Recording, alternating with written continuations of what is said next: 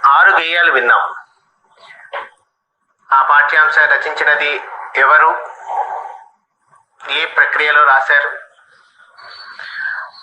ఆయన యొక్క ప్రత్యేకతలు ఏంటి, ఆ పాఠ్యాంశం ద్వారా కవి ఏం చెప్పాడు అనేటువంటివి తెలుసుకున్నాం. తక్కినటువంటి గేయాలని మనం ఈ తరగతిలో విందాం. ఒక్కసారి ఈరోజు క్లాస్లోకి అడుగు పెట్టబోయే ముందు పునర్విమర్శ చేసుకుందాం. గత కాలంలో జరిగినటువంటి విషయాలని ఒక్కసారి సింహావలోకనం చేసుకుందాం.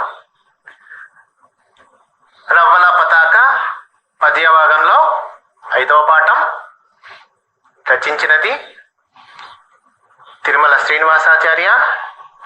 కాలం 20వ శతాబ్దం, జనవరి 1, 1938 సంవత్సరంలో కరీంనగర్ జిల్లా నారాయణపురం గ్రామంలో జన్మించారు. రవ్వల పతాక అన్నటువంటి కావ్యం నుంచే ఈ పాఠ్యాంశాన్ని తీసుకోవడం జరిగింది. వారి రచనలు, వారి పరిశోధనలు, వారి విమర్శ గ్రంథాలను గురించి పూర్తిగా తెలుసుకున్నాం మనం. ఇక ఈ రోజాలన్నీ మంచివే మనిషి మంచివాడైతే, మతాలన్నీ మంచివే మనిషి మంచివాడైతే, కుల మతాల ఏముంది మంచి చెడు మనలోనే, ప్రతి పార్టీ మంచిదే మనిషి మంచివాడైతే, అన్నిటికీ మూలం మనిషి. మనిషి సృష్టించుకున్నవే కులాలు, మతాలు, పార్టీలు, ఇతరములైనవి.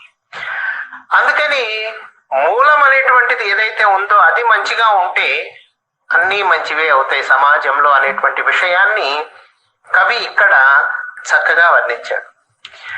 కులాలన్నీ మంచివే మనిషి మంచివాడైతే, మనిషిలో మానవత్వం ఉండి మంచితత్వం ఉంటే కులాలన్నీ కూడా మంచివే. కులాన్ని మనం పెట్టుకున్నాం, కులాలని సృష్టించుకున్నది మనిషి. సో మనిషి మంచిగా ఉంటే మనిషి సృష్టించుకున్న కులాలన్నీ కూడా మంచివే. మతాలన్నీ మంచివే మనిషి మంచివాడైతే, మనిషి సృష్టించుకున్నదే ఇంకొకటి మతం. ఈ మతం అనేటువంటిది మన ఆచార వ్యవహారాలని, నమ్మకాన్ని సూచిస్తుంది. మనిషి కనుక మంచివాడైతే మతము కూడా మంచిదే అవుతుంది. మతంలో మనిషి చెప్పుకున్నటువంటివి మనిషి మనిషిగా బ్రతకడం కోసం మనం ఎలా ఉండాలి అనేటువంటివన్నీ కూడా మతాలు చర్చిస్తున్నాయి. కాబట్టి మనం మంచిగా ఉంటే మతాలు మంచిగానే ఉంటాయి. ప్రతి పార్టీ మంచిదే మనిషి మంచివాడైతే, పార్టీలలో ఉండేటువంటి సభ్యులందరూ కూడా మనుషులే. మనుషులు మానవత్వంతో మంచిగా ఉంటే పార్టీలన్నీ కూడా మంచిగానే ఉంటాయి. కాబట్టి ప్రతి పార్టీ మంచిదే మనిషి మంచివాడైతే.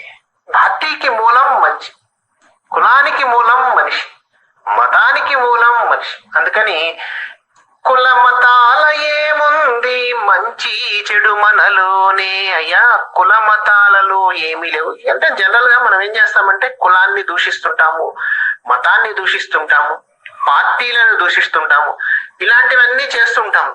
ఇక్కడ కవి దానిలో సూక్ష్మాన్ని చెప్పాడు. అయ్యా పార్టీలను దూషించటము, కులాలను దూషించటము, మతాన్ని దూషించటమో కాదు, వీటన్నిటికీ మూలమైనటువంటి స్వరూపం ఏదయ్యా అంటే మనిషి. మనిషి మంచివాడుగా ఉంటే సమాజంలో అన్నీ మంచిగా ఉంటాయి అనేటువంటి విషయాన్ని కవి ఇక్కడ చక్కగా వర్ణించాడు. ప్రతి ఊరు మల్లె పువ్వులా ఉండాలి, ప్రతి ఊరు మల్లె పువ్వులా ఉండాలి, ప్రతి వాడ పువ్వు రేకులా ఉండాలి, ప్రతి మనస్సు మంచు చుక్కలా ఉండాలి, ప్రతి శిరస్సు హంస ముక్కులా పండాలి. అన్నింటిలో కూడా దాదాపుగా ఉండాలి ఉండాలి ఉండాలి పండాలి అంటూ అంత్యప్రాసను పాటిస్తూ చక్కగా రాశారు.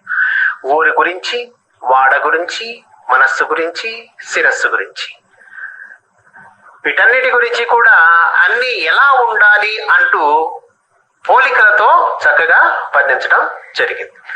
ప్రతి ఊరు మల్లె పువ్వులా ఉండాలి. మల్లె పువ్వు తెల్లగా స్వచ్ఛంగా చూడటానికి చక్కగా కనిపిస్తుంది. అందుకని ప్రతి గ్రామం కూడా ఎలా ఉండాలి అంటే స్వచ్ఛమైనటువంటి గ్రామాలు కనిపించాలి, అందంగా గ్రామాలు ఉండాలి అని కవి యొక్క ఉద్దేశం. ప్రతి వాడ పువ్వు రేకులా ఉండాలి. ప్రతి వీధి కూడా ఒక పువ్వు రేకులాగా, పువ్వుకు ఉన్నటువంటి రేకులు అందంగా ఉంటాయి, మృదువుగా ఉంటాయి, చక్కగా మధువుతో ఉంటాయి. కాబట్టి ఇవన్నీ కూడా చూస్తానికి ఎంతో సౌందర్యాన్ని కలిగి ఉంటాయి. అందుకని వాడలు కూడా ఎలా ఉండాలి అంటే పువ్వు రేకుతో పోలుస్తూ ఇక్కడ ప్రతి వాడ పువ్వు రేకులా ఉండాలి, ప్రతి మనస్సు మంచు చుక్కలా ఉండాలి. మనస్సు అనేటువంటిది మంచు చుక్కలా ఉండాలి అని మంచుతో పోలుస్తున్నాం. ప్రతి శిరస్సు హంస ముక్కులా పండాలి. శిరస్సు అనేటువంటిది అంటే మనస్సు, ప్రతి ఒక్క వ్యక్తి యొక్క మనస్సు కానివ్వండి, శిరస్సు కానివ్వండి, అంత స్వచ్ఛంగా, చల్లగా, నిర్మలంగా ఉండాలి అనేటువంటి విషయాన్ని ఇక్కడ కవి తెలియజేస్తూ ఈ గేయాన్ని చెప్పాడు. గేయంలో వెచ్చని కన్నీళ్లు తుడిచి వేయడమే లక్ష్యం, పచ్చని మొక్కల మనుగడ ప్రజాస్వామ్య లక్ష్యం, తుపాకులను తుపానులను నిరతం వర్షించే రాక్షసులకు ప్రజాగణం కాకూడదు భక్ష్యం. వెచ్చని కన్నీళ్లు తుడిచివేయడమే లక్ష్యం. ప్రజల యొక్క కన్నీటిని తుడిచివేయటమే మన అందరి లక్ష్యం. ఒకరు బాధపడుతూ ఉంటే దాన్ని మనం చూసి ఆనందించే సమాజం ఉండకూడదు. ఒకరి బాధలో పాలు పంచుకునేటువంటి వాళ్ళే ఉండి వాళ్ళ కన్నీళ్లని తుడిచేటువంటి లక్ష్యమే మన అంతిమ లక్ష్యంగా మనమందరము నివసించాలి, జీవించాలి అనేది కవి ఉద్దేశం. పచ్చని మొక్కల మనుగడ ప్రజాస్వామ్య లక్ష్యం. ప్రజల చేత ఎన్నుకోబడినటువంటి ప్రజాప్రభుత్వాలు, ప్రజాస్వామ్యం నడుస్తున్నటువంటి రోజులివి. మన తెలంగాణ ప్రభుత్వం హరితహారం అనేటువంటి పేరుతో ఒక చక్కటి బృహత్తర కార్యక్రమాన్ని నిర్వహిస్తూ అటవీ సంపదని పెంచి మనకి చక్కటి వాతావరణ పరిస్థితులను కల్పించాలనేటువంటి దృఢ నిశ్చయంతో మనమందరము కూడా ఇందులో భాగస్వామ్యం అవుతూనే ఉన్నాము, దానిని అభివృద్ధి చేస్తూనే ఉన్నాం, ఆ దిశగా పయనిస్తూనే ఉన్నాం. ఇక్కడ అదే విషయాన్ని చక్కగా వర్ణించారు కవి. పచ్చని మొక్కల మనుగడ ప్రజాస్వామ్య లక్ష్యం. చక్కగా మొక్కలు పెంచటం అనేటువంటిది, ఈ మొక్కల పెంపకం, దానిని రక్షించడం అనేటువంటిది ప్రజాస్వామ్య లక్ష్యం అని చక్కగా వర్ణించాడు. మనం కూడా చూస్తున్నాం, చేస్తున్నాం కూడా.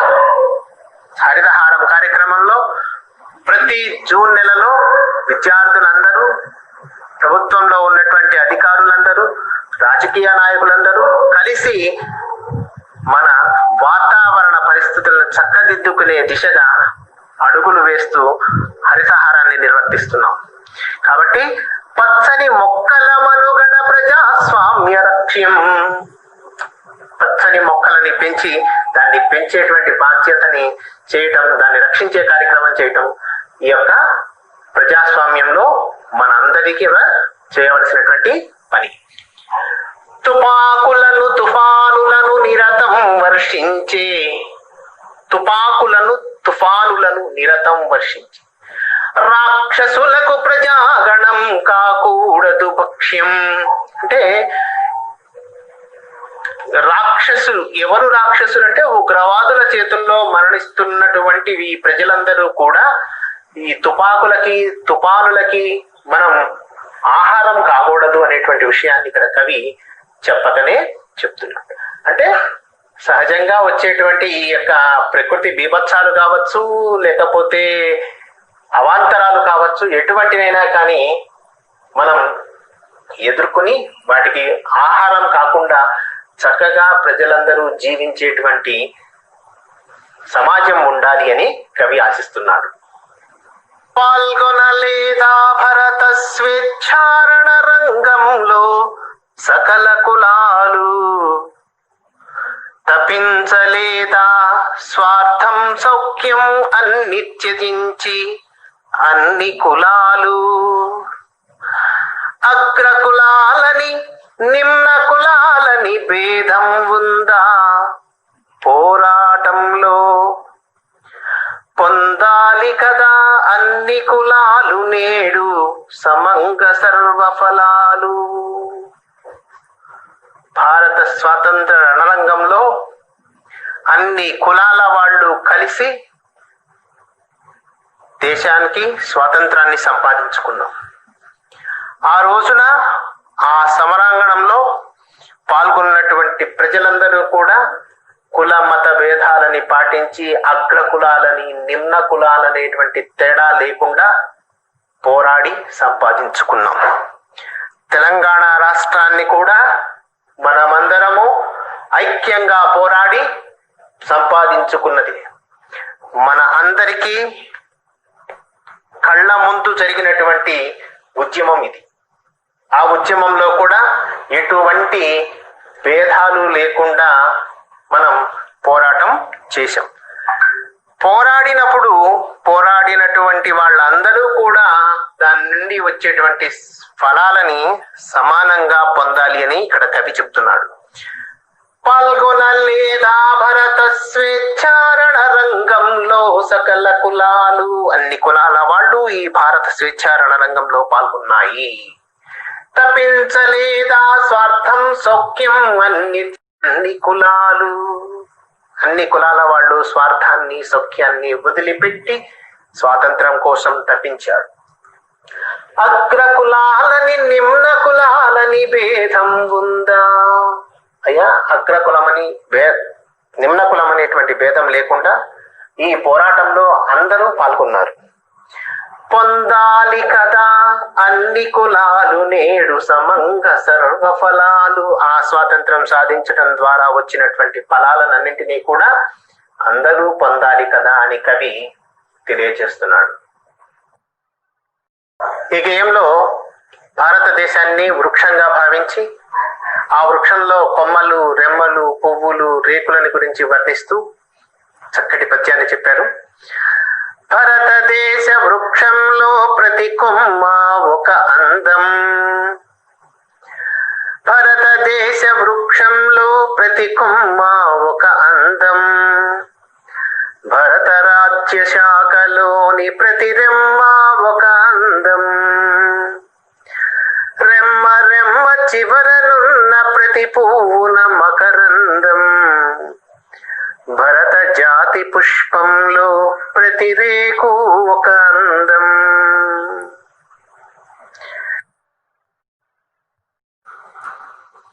భారతదేశాన్ని మొత్తాన్ని ఒక వృక్షంలా భావించి ఆ వృక్షంలో ఉన్నటువంటి కొమ్మకి ఉన్న రెమ్మ చివర ఉన్నటువంటి పువ్వులు, ఇలా ఒక చక్కనైనటువంటి వర్ణన కవి చేశాడు ఈ గేయంలో. భారతదేశ వృక్షంలో ప్రతి కొమ్మ ఒక అందం. భారతదేశం అనేక రాష్ట్రాలతో అనేక భాషలతో కలిసి ఉన్నది. ఇందులో ఉన్నటువంటి ఈ రాష్ట్రాలు, ఈ భాషలు, ఈ ప్రజలు, వారి సంప్రదాయాలు అన్ని కూడా దేనికదే అందమైనటువంటిది. భరత రాజ్య శాఖలోని ప్రతి రెమ్మ ఒక అందం, కొమ్మకి పూసినటువంటి రెమ్మలు. ఈ భరత రాజ్యంలో ఉన్నటువంటి భారతదేశంలో ఉన్నటువంటి ప్రతి రెమ్మ కూడా ఒక అందం. రెమ్మ రెమ్మ చివరనున్న ప్రతి పువ్వు మకరందం. పూలలో మకరందం ఉంటుంది, తేనె. భారతదేశం అనేటువంటి రాజ్య శాఖలో ఉన్న ప్రతి రెమ్మ చివరనున్నటువంటి ప్రతి పువ్వు కూడా మకరందంతో నిండి ఉంటుంది అని చెప్తున్నాడు. భరత జాతి పుష్పంలో ప్రతి రేకు ఒక అందం. పువ్వు రేకులతో ఉంటుంది. భరత జాతిని పుష్పంతో పోల్చి ఆ పువ్వులో ఉన్నటువంటి ప్రతి రేకు కూడా అందమైనది అని చెప్పడంలో ఉద్దేశం, అనేక రాష్ట్రాల సమ్మిళితమైన మన దేశం పుష్పంలా భావిస్తే ఆ పుష్పంలో ఉన్నటువంటి రేకులే మన యొక్క రాష్ట్రాలుగా చెప్పచ్చు. కాబట్టి ఈ దేశాన్ని వృక్షంలా భావించి దాని గురించి చక్కగా కొమ్మని, రెమ్మని, పువ్వుని వర్ణిస్తూ చెప్పినటువంటి ఈ గేయం చాలా అద్భుతం. కాబట్టి విద్యార్థులారా, ఈ పాఠం ద్వారా రవ్వల పతాక అనేటువంటి కావ్యంలో శ్రీనివాసాచారి గారు చెప్పినటువంటి రుబాయిలని మీరందరూ విన్నారని అనుకుంటాను. విని దాని యొక్క మధురాన్ని ఆస్వాదించి ఉంటారనుకుంటాను. చక్కనైనటువంటి ఈ రుబాయి ప్రక్రియల్లో చెప్పినటువంటి ఈ గేయాలన్నీ కూడా దేనికదే ప్రత్యేకతని సంతరించుకొని చక్కని మధురమైనటువంటి భావాన్ని మనకి అందిస్తున్నాయి. ఈ పాఠాన్ని మీరందరూ కూడా సంతోషంగా విని ఆహ్లాదంగా ఆ ఆనందాన్ని పొంది ఉంటారని నేను అనుకుంటున్నాను. ఏకవాక్య ప్రశ్నలు, సమాధానాలు. ఈ పరీక్షల్లో ఈ పాఠ్యాంశం నుంచి మీకు ఏకవాక్య ప్రశ్నలు కూడా రావడానికి అవకాశం ఉన్నది. ఒక్కొక్క ప్రశ్నకి ఒక్కొక్క మార్కు ఉంటుంది. ఒక వాక్యంలో కానీ ఒక పదంలో కానీ మీరు సమాధానాన్ని రాయాల్సి ఉంటుంది. ఈ పాఠంలో 9 ఏకవాక్య ప్రశ్నలు ఇచ్చాడు. వాటిని ఒకసారి గమనిద్దాం. కవి నరజాతిని దేనితో పోల్చాడు? కవి నరజాతిని నదితో పోల్చాడు. రెండో ప్రశ్న, ఎలాంటి నాయకులకు కవి స్వాగతం పలికాడు? ఎలాంటి నాయకులకు స్వాగతం పలికాడు?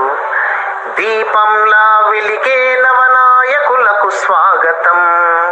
ఆ వాక్యాన్ని ఇక్కడ మనం సమాధానంగా రాయాలి. దీపంలా వెలిగేటువంటి నవనాయకులకు కవి స్వాగతాన్ని పలికాడు. కవి ఏ భూతం కూలాలని ఆశిస్తున్నాడు?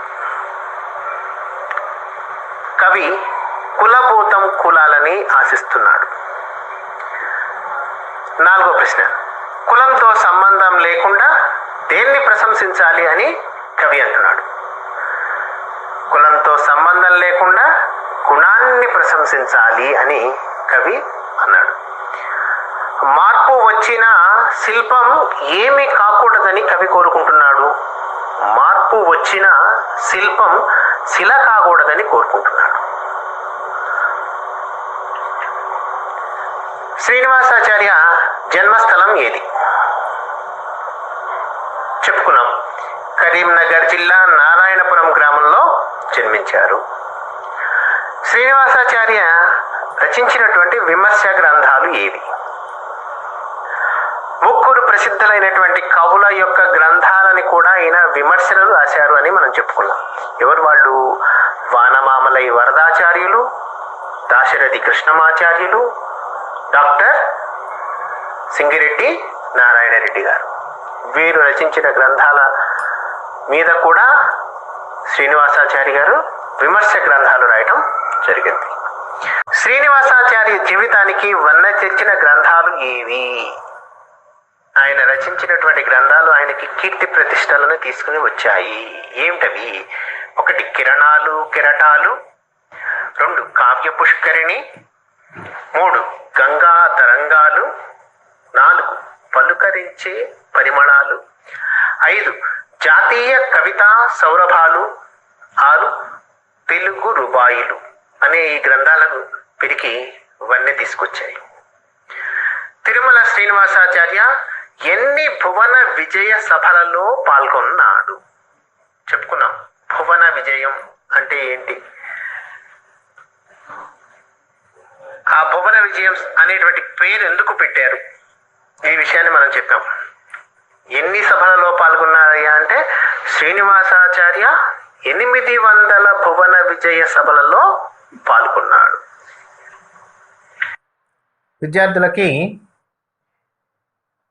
ఈ పాఠ్యాంశం నుంచి మనకి సందర్భ సహిత వ్యాఖ్యలు కూడా అడగడం జరుగుతుంది పరీక్షల్లో. ఈ పాఠ్యాంశంలో 4 సందర్భ సహిత వ్యాఖ్యలని ఇవ్వటం జరిగింది. ఈ 4టిని మీరు పరీక్షలో ఎలా రాయాలి అనేటువంటి దాన్ని ఒక్కసారి మీకు నేను వివరిస్తాను. ఒక్కొక్క సందర్భ సహిత వ్యాఖ్యకి 3 మార్కుల చొప్పున ఉంటాయి. పరీక్షల్లో ఈ సందర్భ సహిత వ్యాఖ్యలని ఎలా ఆన్సర్ చేయాలి? సందర్భ సహిత వ్యాఖ్యలు ఆన్సర్ చేసేటప్పుడు మీరు తప్పనిసరిగా కొన్ని విషయాలు దృష్టిలో పెట్టుకోవాలి. మొదటగా ఆ వాక్యంని రచించినటువంటి కవి ఎవరు, అది ఏ పాఠ్య గ్రంథం నుంచి తీసుకోబడింది, ఏ పాఠ్యాంశం నుంచి తీసుకోబడింది అనేది తెలుసుకోవాలి. కవి పరిచయంతో పాటు చెప్పినటువంటి పాఠము, దాని యొక్క గ్రంథము, ఇది పరిచయం చేయాలి. ఉదాహరణకి రవ్వల పతాక పాఠ్యంలో ఉన్నటువంటి మనకన్నీ మంచివిలే మన దేశం తప్ప, ఈ వాక్యం మనకి ఇచ్చాడు పరీక్షలో. వీటిని ఎలా ఆన్సర్ చేయాలంటే మీరు మొట్టమొదటగా దీన్ని రాసినటువంటి కవిని గురించి పరిచయం చేయాలి.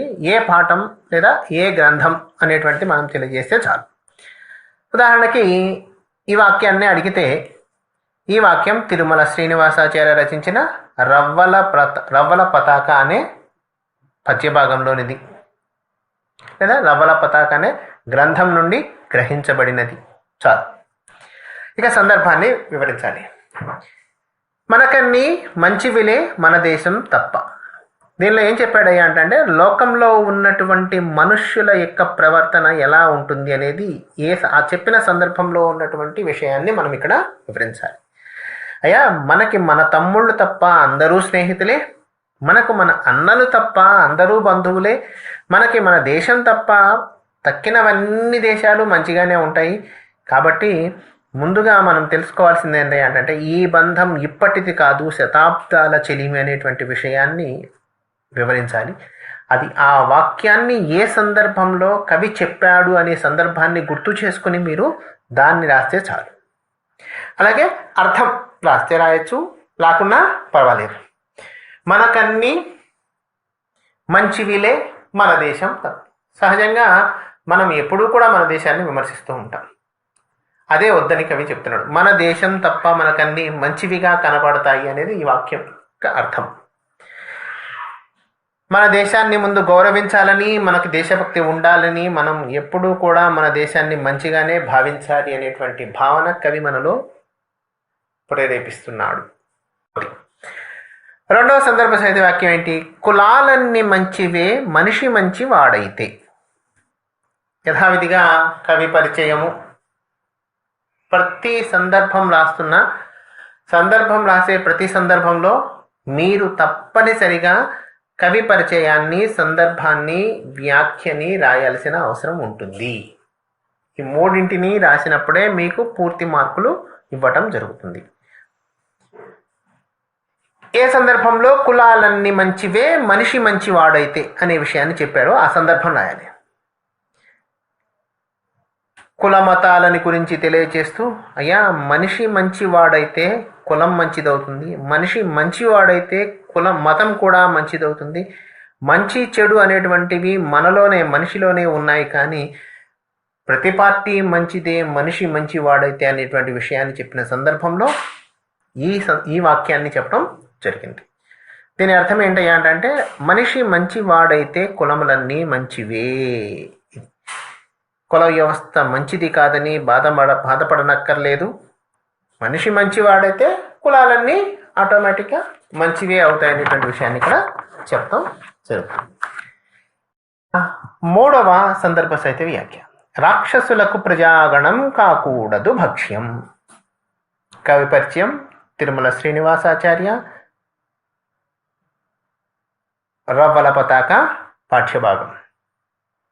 సందర్భం: అయ్యా, రవ్వల పతాక కావ్యంలో రాక్షసులకు ప్రజాగణం కాకూడదు భక్ష్యం అని వాక్యం ఎక్కడ చెప్పాడు అంటే, ప్రజల వచ్చని కన్నీటిని తుడిచివేయటమే మానవుల లక్ష్యం కావాలి. మానవుడు పచ్చని మొక్కలను, ప్రజాస్వామ్యాన్ని రక్షించాలి. తుపాకులతో నిత్యం తుపానులను వర్షించేటువంటి రాక్షసులకు ప్రజలనేటువంటి వాళ్ళు ఆహారం కాకూడదు, వాళ్ళ చేతుల్లో భక్షించబడకూడదని చెప్తున్న సందర్భంలోనిది ఈ వాక్యం. రాక్షసుల వంటి ఉగ్రవాదులకు ప్రజలు బలి కారాదు దీని యొక్క అర్థం. తుపాకులతో తోటాల వర్షం కురిపించే రాక్షసులు అంటే ఉగ్రవాదులు, వారి చేతులలో ప్రజలు చావకుండా చూడాలని కవి ఇక్కడ సూచిస్తున్నాడు. ఇక 4వ సందర్భ సహిత వ్యాఖ్య. భారతాన్ని పఠించక వ్యాసర్షిని తిట్టబోకు. కవి పరిచయం తిరుమల శ్రీనివాసాచార్య, పాఠ్యభాగం రవ్వల పతాక, గ్రంథం కూడా రవ్వల పతాక. ఏం చెప్తున్నాడు ఏంటంటే, భారతాన్ని గురించి పూర్తిగా చదవకుండా రాసినటువంటి వ్యాస మహర్షిని తిడుతుంటారు. అలా చేయకండి. చరిత్ర అనేటువంటిది తెలుసుకోకుండా మహనీయులని నిందిస్తూ ఉంటారు. ఆ పని చేయకండి. దర్శకుణ్ణి చూడకుండా నటీనటులను నిందిస్తుంటారు. అది తప్పు. ఏ విషయాన్నైనా సరే పూర్తిగా తెలుసుకున్న తరువాత దానిని విమర్శించేటువంటి ప్రయత్నం చేయాలి అనేటువంటిది కవి చెప్పినటువంటి విషయం. భారతం చదివితే దానిలో ఉన్నటువంటి విషయాలు మనకి అవగతమయ్యి వ్యాసుడి యొక్క గొప్పతనాన్ని మనం తెలుసుకోగలుగుతాం. చదవకుండానే అది మంచిది కాదు అనటం తప్పు అనే విషయాన్ని ఇక్కడ చెప్తున్నాడు. విషయాన్ని తెలుసుకోకుండా ఇతరులను నిందించడం తగదని, విషయాన్ని ముందుగా తెలుసుకుని నిజాన్ని తెలుసుకోవాలని కవి చెప్తున్న సందర్భంలోనిది. ఈ విధంగా మీకు మొత్తము కూడా 4 సందర్భ సహిత వ్యాఖ్యలు ఇక్కడ పరిచయం చేయడం జరిగింది.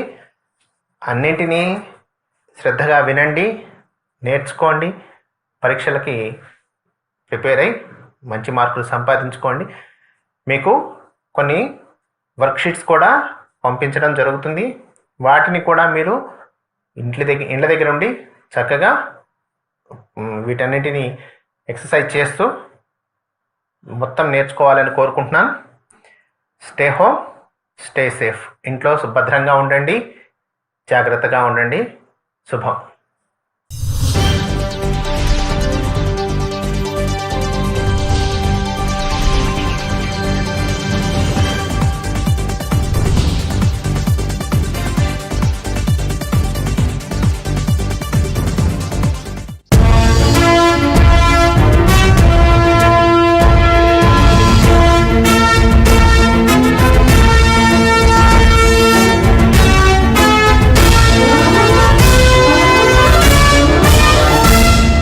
The world.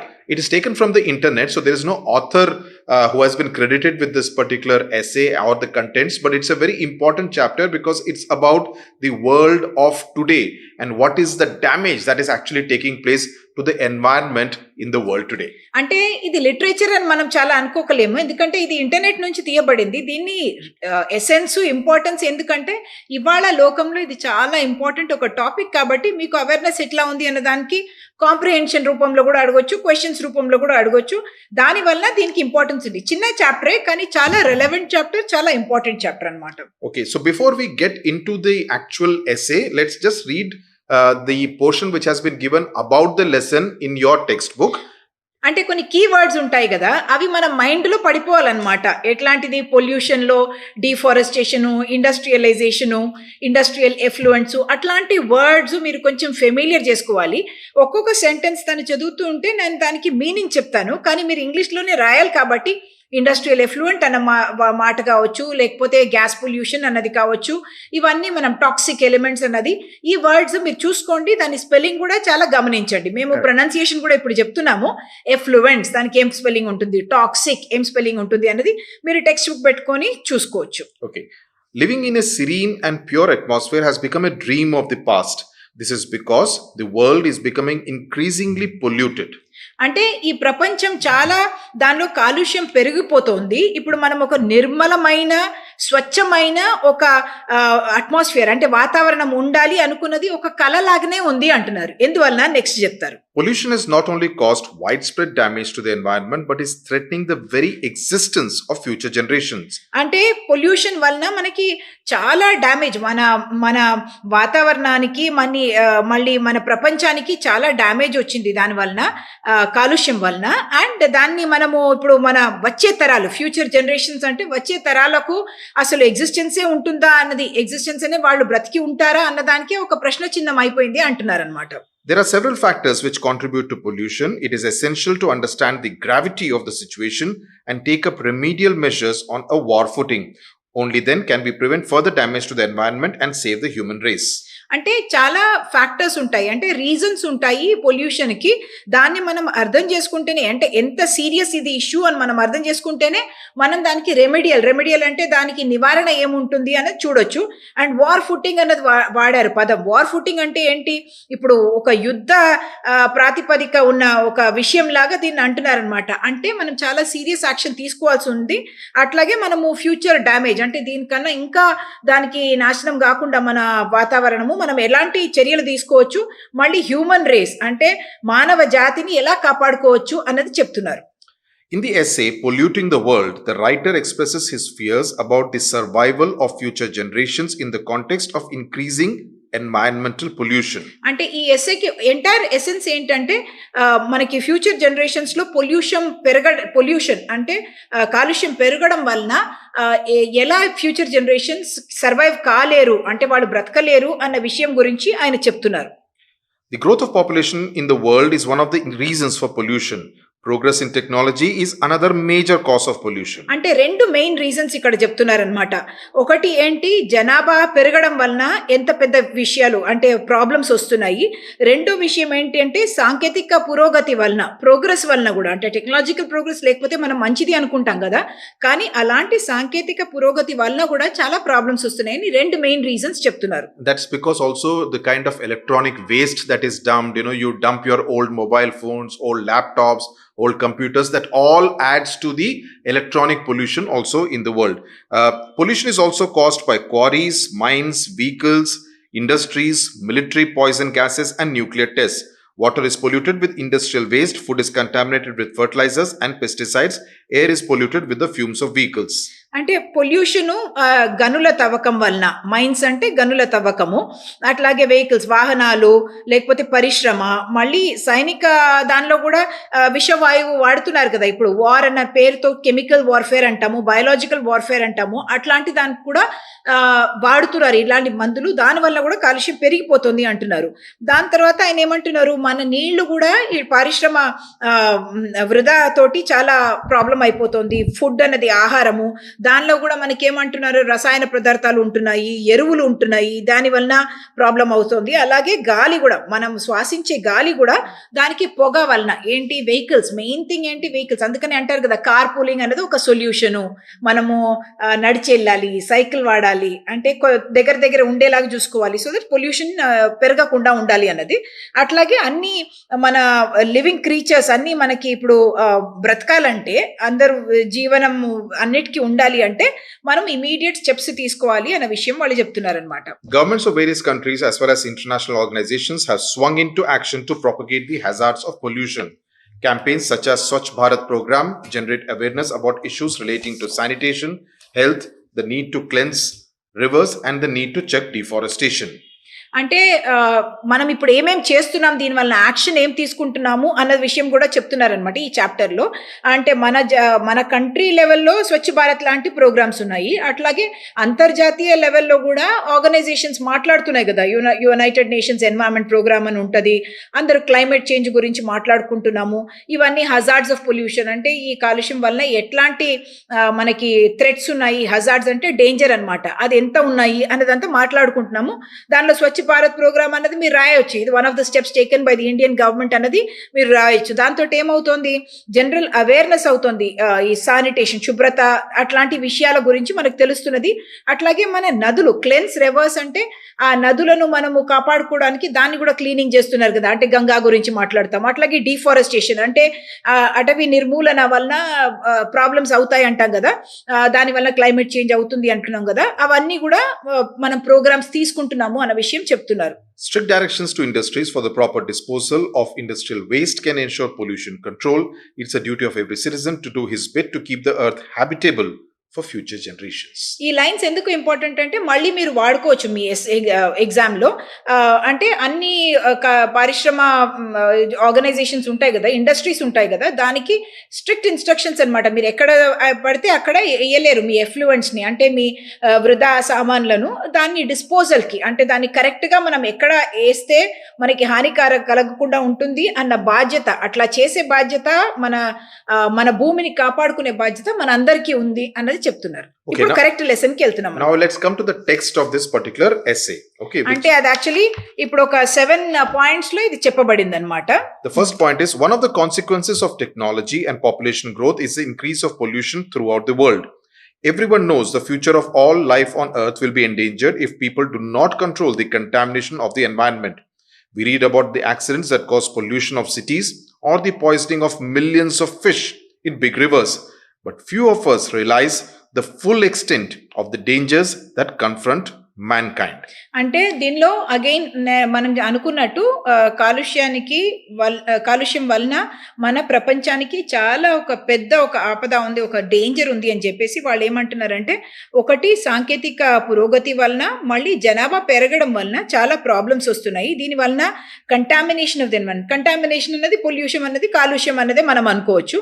అట్లాంటిది కాకుండా మనకి యాక్సిడెంట్స్ కూడా జరుగుతున్నాయి. అంటే ఇప్పుడు భోపాల్ గ్యాస్ ట్రాజడీ అంటారు కదా, ఆ ఇండస్ట్రీలో అట్లా గ్యాస్ బయటకు వచ్చేసి చాలా తరతరాలకు ఇప్పుడు జెనెటిక్ ప్రాబ్లమ్స్ ఉంటున్నాయి అనమాట. అట్లాగే కేరళలో ఎండోసల్ఫాన్ అనేది ఒక మందు వాళ్ళు ఏరియల్ గా వాడే వాళ్ళ చెట్లకు, దానివల్ల అక్కడ ఉన్న పిల్లలకు అంతా చాలా జెనెటిక్ డిఫెక్ట్స్ అట్లా వచ్చాయి. అవన్నీ మీరు ఇక్కడ రాసిలేదు టెక్స్ట్ బుక్ లో, కానీ ఇలాంటి ఎగ్జాంపుల్స్ మీరు గుర్తుపెట్టుకొని రాస్తే ఎగ్జామినర్ కి మీకు ఈ విషయం అర్థమైంది అన్నది తెలుస్తుంది. ఇట్లాంటి పొల్యూషన్ వల్ల ఏమంటున్నారు, చేపలు కూడా పెద్ద రివర్లో ఒక్కొక్కసారి మనం విజువల్స్ చూస్తాం కదా టీవీలో, ఇట్లా చేపలు పడి ఉంటాయి, అన్నీ చనిపోయి ఇట్లా నీళ్ల పైన ఉంటాయి. ఎందువల్ల అంటే పొల్యూషన్ వల్ల అట్లా జరుగుతూ ఉంటుంది. కానీ మనం ఏం అర్థం చేసుకోవట్లేదు అంటే ఇవి చిన్న చిన్న విషయాలు కాదు, ఇవి అసలు అదుపులో చెయ్యలేని అంత ప్రాబ్లమ్స్ వచ్చేస్తున్నాయి మనకు అనేది మనం అర్థం చేసుకోవాలి అంటున్నారు. Pollution can take many forms: derelict landscapes caused by quarrying or mining, destroyed forests, industrial effluent, indestructible garbage, motor car fumes, farming chemicals, military poison gases, nuclear tests, etc. Pollution can poison the air we breathe, the water we drink, and the food we eat. The pronoun we refers not only to men, women, and children, but also to all our fellow creatures on earth: insects, birds, fish, and mammals. So basically trying to make the point that it is man's responsibility to take care not just about mankind, that is men, women, and children, but also about all the creatures on earth. I mean, we have a collective responsibility to ensure that the earth remains habitable and safe for everyone on earth. అంటే దీనిలో first దానిలో problem ఎంత అని చెప్పారు, second దానిలో ఎలాంటి forms ఉండొచ్చు, దీనివల్ల దాని కాన్సిక్వెన్స్ అంటే దానికి ఉన్న రిజల్ట్ ఏంటి అని చెప్తున్నారు. డెరిలిక్ట్ అంటే వదిలివేసిన ఇలా ప్రకృతి దృశ్యాలన్నమాట. అంటే అట్లా ఉంటుంది, మైనింగ్ అయిన తర్వాత, డిఫారెస్టేషన్ అయిన తర్వాత ఎట్లా ఉంటుంది, అట్లాంటి ప్రకృతి దృశ్యం అనమాట, వదిలివేసిన అబెండెండ్ లాగా అనిపిస్తుంది అనమాట. దాని గనులు కావచ్చు, లేకపోతే అడవి నిర్మూలన కావచ్చు, లేకపోతే మనం మాట్లాడినట్టు మిలిటరీ విష విషవాయువులు కావచ్చు, లేకపోతే న్యూక్లియర్ టెస్ట్ అంటే అణు పరిశోధనాలు ఉంటాయి కదా, అవి కూడా ఉండొచ్చు. దీనివల్ల ఏం కాన్సిక్వెన్స్ అవుతుంది? మనం శ్వాసించే గాలి కావచ్చు, మనం తాగే నీళ్లు కావచ్చు, లేకపోతే మనం తినే ఆహారం కూడా కావచ్చు, అవన్నీ కూడా కలుషపడుతున్నాయి. అండ్ ఇక్కడ మనం అంటే మనం మనుషుల గురించి మాత్రం కాదు, మన ప్రకృతి, మన ఫెలో క్రీచర్స్ అంటే మన తోటి జీవులు ఉంటాయి కదా, ఫిష్ కావచ్చు, అనిమల్స్ కావచ్చు, ఇన్సెక్ట్స్ కావచ్చు, దాని అందరి గురించి మనం ఆలోచించాలి. ఒక విషయం చెప్పాలి, ఆలోచించడం మాత్రం కాదు, కాలుష్యం చేస్తున్నది కూడా మనమే చేస్తున్నాం, హ్యూమన్ బీయింగ్సే చేస్తున్నాము, కానీ వాళ్ళందరూ దానికి కాన్సిక్వెన్స్ ని అనుభవిస్తున్నారు అనమాట. It is true that progress in knowledge that has led to the development of science and technology, which has in turn profoundly altered our environment. For example, fertilizers and insecticides have increased agricultural output, which is required to feed the swelling population of the world. Okay, దీనిలో మళ్ళీ ఏమంటున్నారంటే ఇది key ఒక line అనుకోండి. Progress in knowledge has led to development of science and technology which has in turn profoundly altered our environment అంటున్నారు. దీనిలో ఏమంటున్నారంటే మనకి నాలెడ్జ్ పెరగడం వల్ల మంచిది అనుకోవచ్చు ఒక విధంగా సైన్స్ అండ్ టెక్నాలజీ, కానీ దానికి నెగటివ్ కాన్సిక్వెన్సెస్ కూడా ఉన్నాయి అన్న విషయం చెప్తున్నారు. ప్రొఫౌండ్లీ అంటే చాలా లోతైన విధంగా మన వాతావరణాన్ని దాన్ని చేంజ్ చేసింది అనేది. దాంట్లో ఫస్ట్ ఎగ్జాంపుల్ ఏమి ఇచ్చారు, ఇట్లా ఒక లైన్ ఇచ్చేసి మీకు ఏం ఎగ్జాంపుల్స్ అని అడగొచ్చు. అప్పుడు మీరు అనాలి, ఏంటనాలి, ఈ రసాయన పదార్థాలు, రసాయన ఎరువులు వాడడం వలన, లేకపోతే ఇది పురుగుల మందులు, ఇన్సెక్టిసైడ్స్ అంటే పురుగుల మందులు వాడడం ఎందుకు చేస్తాము? మనం కృషి ఉత్పత్తి పెరగాలి అని మనం అది చేస్తాము, దానివల్ల కృషి ఉత్పత్తి పెరిగింది కూడా, గ్రీన్ రెవల్యూషన్ అంటాం కదా. కానీ దాని కాన్సిక్వెన్స్ ఏముంది? దానివల్ల చాలా ప్రాబ్లమ్స్ వస్తున్నాయి, హెల్త్ ప్రాబ్లమ్స్ వస్తున్నాయి అన్న విషయం చెప్తున్నారు. అండ్ టూ విషయాలు అంటే సైన్స్ అండ్ టెక్నాలజీ ప్రోగ్రెస్ వలన ఒక నెగటివ్ కాన్సిక్వెన్స్, మళ్ళీ పాపులేషన్ వల్ల కూడా. However, both gave rise to pollution. Each one in the modern world has accumulated in our bodies a few milligrams of DDT, which is organochlorine, a type of insecticide. The DDT level in fish is rising and already some fish-eating birds are becoming sterile. Fertilizers used in farmlands are washed away by rain into rivers, lakes, and reservoirs. The heavy intake content in fertilizers leads to wild growth of vegetation in them, which in turn deoxygenizes the waters, and as a result, all the fish is lost. So you see the whole cycle, the food chain, everything is getting affected. అంటే దీనిలో main ఒక ఎగ్జాంపులే తీసుకొని చెప్పారు. Agricultural output పెరగడానికి కోసం మనం fertilisers, chemicals, pesticides వాడుతున్నాము. దాని కాన్సిక్వెన్సెస్ పాజిటివ్ అయితే మనకు తెలుసు, అవుట్పుట్ పెరుగుతోంది కాబట్టి మన కంట్రీ సస్టైనబుల్గా కూడా అయింది, అంటే ఫుడ్ సెక్యూరిటీ వచ్చింది అంటాం కదా, అంటే అందరికీ సరిపోయేలాగా మనకి ఇప్పుడు ఉత్పత్తి ఉంది, దానికన్నా ఎక్కువ కూడా ఉంది. కానీ నెగిటివ్ కాన్సిక్వెన్సెస్ ఏమున్నాయి అని చెప్తున్నారు ఈయన. ఏంటి అంటే DDT అన్నది అందరికీ తెలిసిన విషయమే, ఒక మందు అనమాట. అది ఆర్గానోక్లోరిన్ అంటే ఒక టైప్ ఆఫ్ ఇన్సెక్టిసైడ్ అనమాట. దాని లెవెల్ అక్కడ నుంచి చెట్లో ఉండి వేరే జంతువులు దాన్ని తిని అట్లా ఫుడ్ సైకిల్లో వచ్చేసింది అన్న విషయం ఉంటుంది. అంటే దానివల్ల ఏమైంది, ఫిష్లో కూడా మనము వాళ్ళు రీసెర్చ్ చేసి కనుక్కున్నది ఏంటంటే ఫిష్ లోపల కూడా కొన్ని మిలీగ్రామ్స్ ఈ DDT వచ్చేసింది అనమాట. దానివల్ల ఏముంది, ఫిష్ని తినేది ఎవరు? పక్షులు నిస్సత్తుగా అయిపోయాయట, నిస్సరమైన అంటే స్టెరైల్ అంటే దానికి మళ్ళీ పిల్లలు పుట్టవు అనమాట. అట్లాంటి స్టెరైల్ అయిపోయింది. అంటే అంత పెద్ద కాన్సిక్వెన్స్ ఇప్పుడు బర్డ్కి అట్లా ఉంది అంటే హ్యూమన్ బీయింగ్స్ కూడా రేపు కావచ్చు అన్న విషయం మనం అర్థం చేసుకోవాలి. ఇంకోటి, ఫర్టిలైజర్స్ అన్నీ ఎట్లా అవుతున్నాయి, ఈ ఫిష్కి ఎట్లా వచ్చింది ఫర్టిలైజర్స్ అన్ని? వర్షం పడింది అనుకోండి, అగ్రికల్చరల్ ఫామ్ నుంచి నీళ్లలో అవి డిజాల్వ్ అయిపోయి మళ్ళీ రివర్లోకి వెళ్ళిపోతాయి. అక్కడ ఏమవుతుంది, ఫర్టిలైజర్స్, పెస్టిసైడ్స్ వలన దాని లోపల ఎట్లా వెళ్ళింది ఫిష్ లోపల అని చెప్పాము. అట్లాగే ఈ ఫర్టిలైజర్స్ రివర్లో వచ్చేయడం వలన చాలా అక్కడ న్యూట్రిషన్ పెరిగిపోతుంది. దానివల్ల చాలా ఇప్పుడు వీడ్స్ అంటాము అట్లాంటివి చాలా పెరుగుతాయి. హయాసింత్ అట్లా అన్ని రివర్స్లో ఉంటాయి కదా, అవన్నీ చేసేసి ఏమవుతుందంటే ఆక్సిజన్ ఆ నీళ్లలో అస్సలు తగ్గిపోతుంది. దానివల్ల ఫిష్ అని అక్కడ బ్రతకలేవు, కాబట్టి అవి చనిపోతాయి. మనకి గ్రీన్గా కనిపించవచ్చు, అయ్యో బాగుంది కదా అనుకోవచ్చు, కానీ అది యాక్చువల్లీ నెగటివ్ కాన్సిక్వెన్స్ అవుతుంది.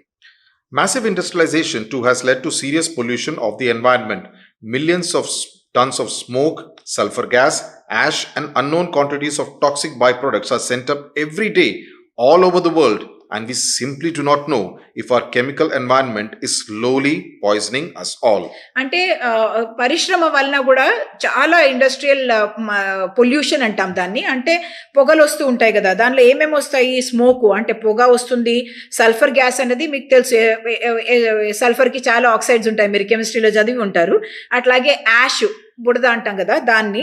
And unknown quantities of toxic, ఏమైనా టాక్సిక్ ఉండొచ్చు, అవన్నీ మనకు వచ్చి మన అట్మాస్ఫియర్లో ఉన్నాయి, మనకు అవి కనపడట్లేదు, కానీ మనకి ఎంత హాని చేస్తున్నాయి అనేది మనకే తెలియదు అంటున్నారు. ఎందుకంటే దానికి కూడా పూర్తిగా పరిశోధనలు, టెస్టు మనము చెయ్యట్లేదు, మనకి ఎట్లాంటి కాన్సిక్వెన్స్ ఉంది అని. కానీ ఆస్తమా పెరిగిపోతుంది, క్యాన్సర్స్ పెరిగిపోతున్నాయి, అవన్నీ చదువుతాం.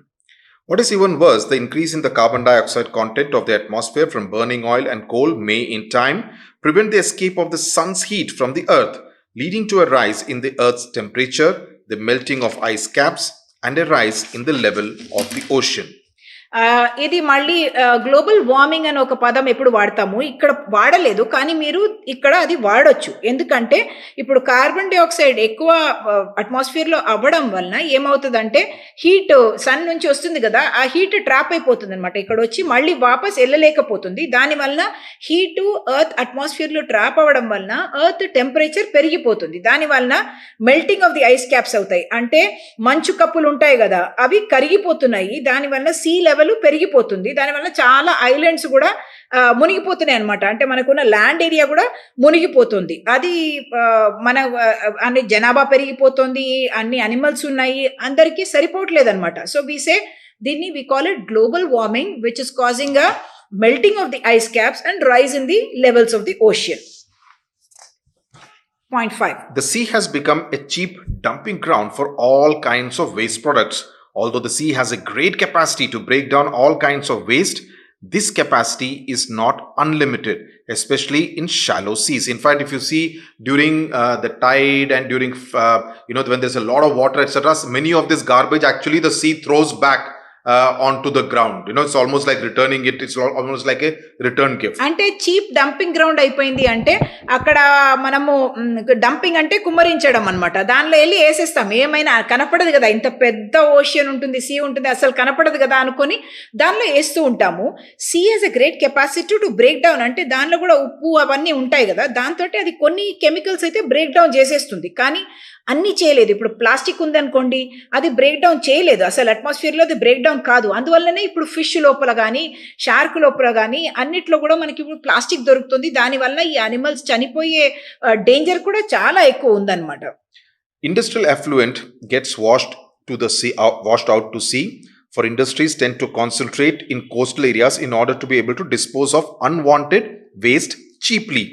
Atomic waste as well as poison gas are dumped in the sea by industrial and military authorities.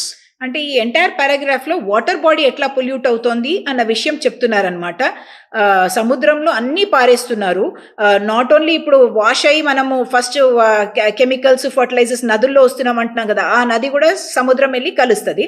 అట్లాగే ఈ ఇండస్ట్రియల్ ఎఫ్లువెంట్స్ అన్నది, వాళ్ళ మలిన పదార్థాలు ఉంటాయి కదా, దాన్ని కూడా వాళ్ళు సముద్రంలోకి వేసేస్తున్నారు. ఎట్లాంటిది వాష్డ్ అవుట్ అంటే ఏంటి, నీళ్లతో పాటు దానిలో వచ్చేస్తుంది, అంటే దాన్ని వాష్డ్ అవుట్ అంటారు.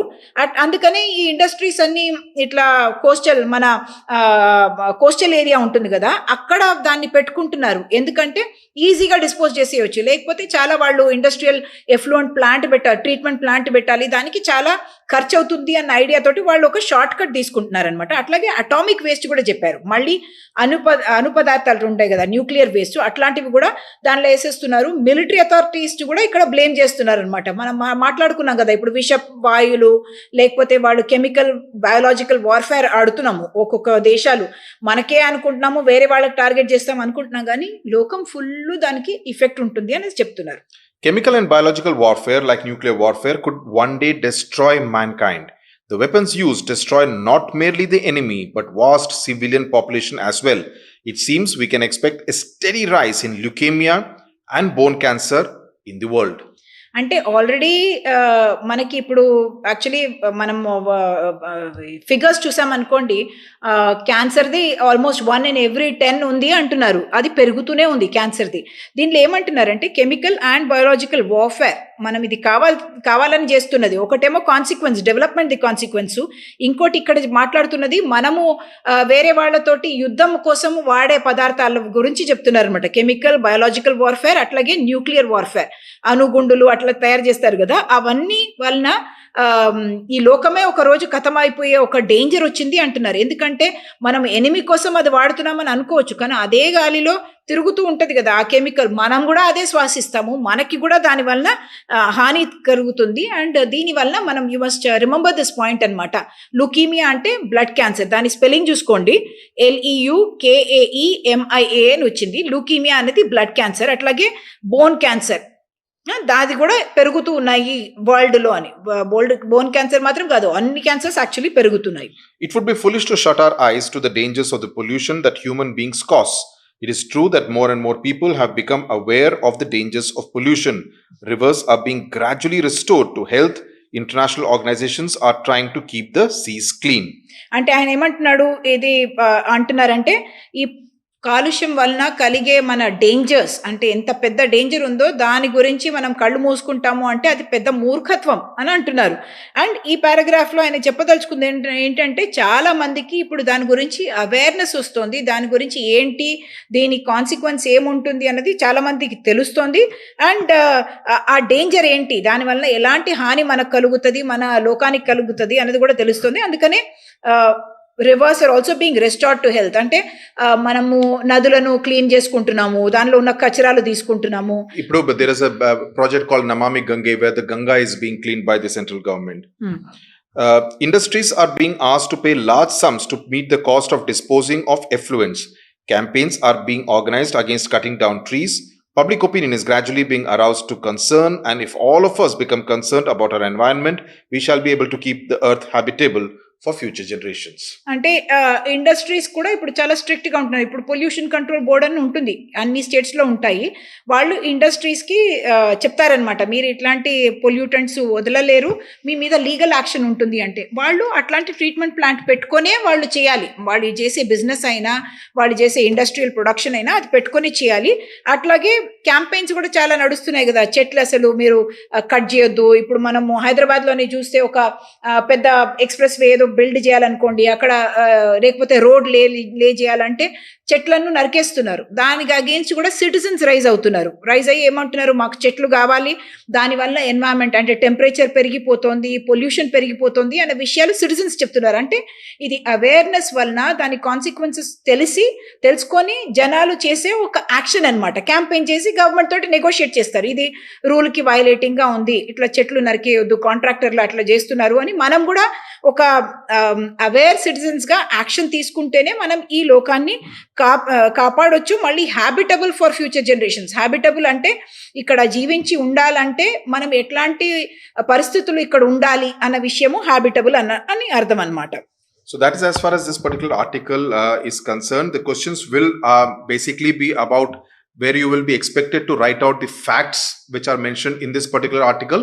Also explain what you have understood from this article as to what each one of us can do in order to ensure that the environment remains protected and the earth remains habitable for future generations. అంటే మీకు దీనిలో points అది మాత్రం కాకుండా maybe you can just read some of this so that they come to know the pronunciation. We have done it through the chapter, but if you read each of these, దాని pronunciation ఎట్లా వచ్చింది, consonant ఎట్లా వచ్చింది, syllable ఎట్లా వచ్చింది అనేది మీకు అర్థం అవుతుంది. For instance, a word like endangered, endangered is how you pronounce this particular word.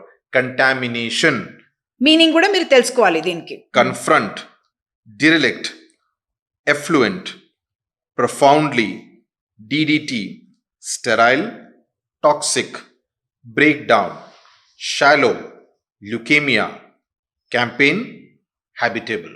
So you need to understand the pronunciation of the word and also see which consonant, that is a consonant, which are the 21 consonant, 5 vowels on the, so which if there is a silent consonant also in any one of them. So the questions are essentially about, the sentence that was the pronoun we refers not only to men, women and children, but also to our fellow creatures on earth, insects, birds, fish and animals. So it's taken from the text. You basically need to put it in context and explain what exactly it అంటే means. దానిలో ఆ sentence ఇచ్చేసి వాళ్ళు ఏమంటున్నారంటే అనోటేట్ the following in about 100 words అంటున్నారు. అంటే మీరు ఈ లైను ఈ చాప్టర్ నుంచి తీయబడింది, ఇది ఇంటర్నెట్ నుంచి ఉన్న చాప్టర్, దాని చాప్టర్ పేరు పొల్యూటింగ్ ద వరల్డ్ అని, then you will explain why we are saying we and ఏం డేంజర్స్ ఉన్నాయి అంటే అన్నిటికీ ఒక జనరిక్ మీరు ఆన్సర్ తయారు చేసి పెట్టుకున్నారు అనుకోండి. మనం అన్నాం కదా dangers of pollution, causes of pollution, consequences of pollution, and then you will say what is the action being taken. ఇది చేసుకుంటే మీరు యూజువలీ అన్ని answers చెప్పగలుగుతారనమాట. Right. So that's as far as this particular chapter, Polluting the World, is concerned. As I said in the beginning, this is relevant to all of us living on this earth. So you need to know it, understand it, and be able to articulate, explain what is there in this particular chapter, right? మీకు keywords problem ఉంటే అదే అంటున్నా కదా, ఒక 10 keywords మీరు పెట్టుకోండి, దాని around answers రాయండి. ఏ క్వశ్చన్ అడిగినా మీరు ఆ వర్డ్స్ వాడి మీరు answer రాసేయచ్చు. Keywords essentially means the key points in every chapter. Okay, so thank you very much for watching. I hope this is very clear to you. Thank you so much for watching.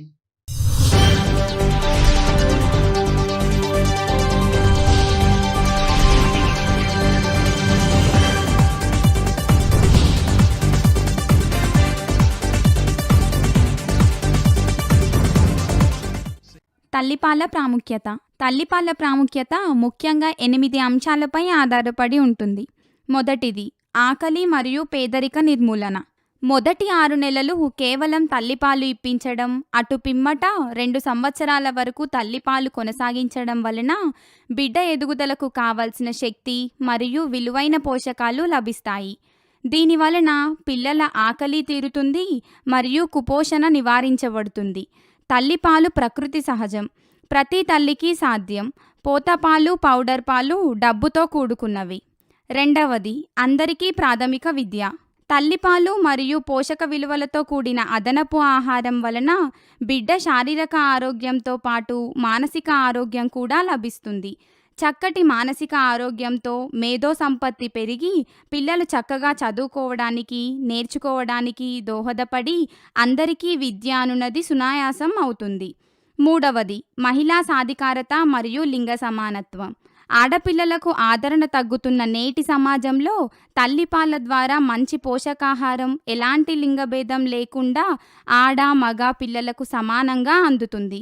కానీ ఇందులో కూడా దురదృష్టవశాత్తు అక్కడక్కడ ఆడపిల్లలకు తల్లిపాలు మరియు చక్కటి అదనపు ఆహారం ఇవ్వకపోవడం జరుగుతుంది. తల్లిపాలు అన్నది స్త్రీలకే సాధ్యం, అది వారి హక్కు కూడా. దీని ద్వారా మహిళలకు సాధికారత కలుగుతుంది. నాలుగవది పిల్లల మరణాల తగ్గుదల. వివిధ అధ్యయనాల ప్రకారం బిడ్డ పుట్టిన గంటలోపే తల్లిపాలు ప్రారంభించినట్లయితే నవజాత శిశువులకు ప్రాణాపాయమైన అంటువ్యాధుల నుండి రక్షణ, 6 నెలల కాలం కేవలం తల్లిపాలు ఇవ్వడం వలన సంవత్సరంలోపు పిల్లల మరణాలకు ప్రధాన కారణమైన నీళ్ల విరోచనాలు మరియు శ్వాసకోశ వ్యాధుల నుండి రక్షణ కలుగును. ఐదవది తల్లుల ఆరోగ్యం పెంపొందించుట. తల్లిపాలు ఇవ్వడం వలన ప్రసవానంతరం రక్తస్రావం, రొమ్ము క్యాన్సర్, గర్భకోశ క్యాన్సర్, ఎముకల బలహీనత మొదలగు జబ్బుల నుండి తల్లికి రక్షణ కలుగును. దీంతో పాటు కలిగే సహజ గర్భనిరోధక శక్తి వలన వెనువెంటనే గర్భం దాల్చకుండా కూడా తల్లులకు రక్షణ కలుగుతుంది. ఆరవది HIV, ఎయిడ్స్, మలేరియా మొదలగు జబ్బుల నుండి రక్షణ. తల్లిపాల ద్వారా బిడ్డకు వ్యాధి నిరోధక శక్తి సంక్రమించి వివిధ జబ్బుల నుండి పిల్లలకు రక్షణ కలుగును. HIV మందులు వాడుకుంటూ పిల్లలకు కూడా HIV మందులు ఇప్పిస్తూ మొదటి 6 నెలల కాలం కేవలం తల్లిపాలు ఇచ్చినట్లయితే తల్లి నుండి బిడ్డకు HIV సంక్రమణ కూడా తగ్గుతుంది. ఏడవది పర్యావరణ పరిరక్షణ. ప్రకృతి సహజమైన తల్లిపాల వలన వాతావరణ కాలుష్య సమస్యే లేదు. తల్లిపాల ప్రత్యామ్నాయాలైన పోతపాలు, పాల పౌడర్ పరిశ్రమల ద్వారా పలు విధాలుగా వాతావరణ కాలుష్యం జరుగుతుందని అందరికీ తెలిసిన విషయమే. ఎనిమిదవది ప్రపంచవ్యాప్తంగా వివిధ దేశాల పరస్పర సహకార అభివృద్ధి. ప్రపంచ ఆరోగ్య సంస్థ వారి పోషకాహార పద్ధతులు అవలంబించుట ద్వారా వివిధ దేశాలు పలు రంగాలలో సహకరించుకొని అభివృద్ధి సాధించే అవకాశం ఉంది. దీనితో పాటు ప్రపంచ ఆరోగ్య సంస్థ 1981వ సంవత్సరం తీసుకువచ్చిన అంతర్జాతీయ తల్లిపాల ప్రత్యామ్నాయ చట్టాన్ని పలు దేశాలలోని పాల పౌడరు, ఇతర శిశు ఆహారముల పరిశ్రమల వారు విధిగా ఆచరించవలసిన అవసరం ఏర్పడుతుంది.